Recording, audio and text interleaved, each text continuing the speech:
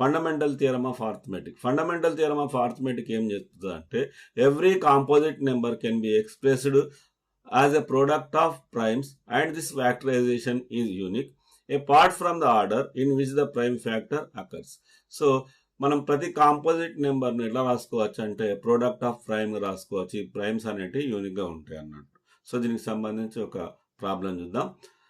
Express 140 as product of its prime factors. 140ని prime factors రాద్దాం. 140ని ఎట్లా రాసుకోవచ్చు? 2 into 70గా రాసుకోవచ్చు. 2 ప్రైమ్ నెంబర్ కాబట్టి 17 మళ్ళీ చేసి ఫ్యాక్టర్ రాస్తే 2 into 35గా రాసినాం.